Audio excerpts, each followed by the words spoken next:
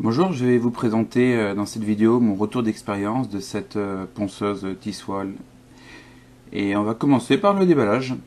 Donc déjà sympa, il n'y a pas de plastique autour de la boîte en carton. Faut le signaler. Ça sert à rien, mais on en met toujours. Au niveau de la ponceuse, il n'y a pas grand chose à redire dans cette boîte. On a la ponceuse. Elle fait l'essentiel.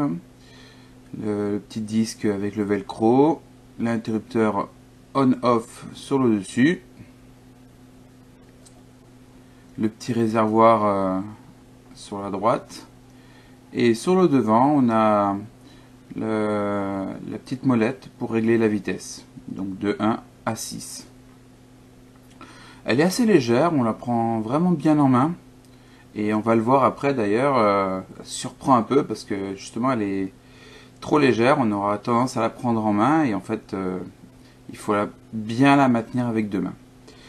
Au niveau des accessoires, on avait le petit certificat de garantie, ça c'est classique. On a des disques de 80, il y en a 6, et des disques de 120. Attention, c'est des disques rouges, donc pour le bois. Si vous voulez par exemple poncer du placo, il faudra mettre des disques blancs. Pour le placo, je vous le déconseille quand même, ou alors pour le gros œuf, parce que même en vitesse 1, elle dépote beaucoup. Au niveau du manuel, très sincèrement, ça ne sert pas à grand chose. Mais bon, il y a un seul manuel en anglais et plein de QR codes pour retrouver sa langue. Personnellement, je trouve ça très sympa, ça évite d'avoir 40 pages que de toute façon on va jamais ouvrir. Pensons un petit peu à la planète et évitons le papier. On va maintenant regarder la suite avec ce test. Et on le voit, c'était ma première utilisation, je la prends à une main et un peu surpris, ça a un peu dépoté.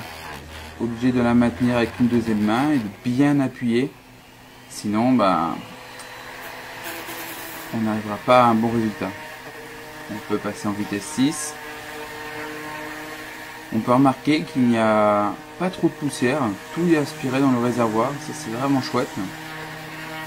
J'avais une précédente qui ne marchait pas trop bien s'il n'y avait pas un aspirateur.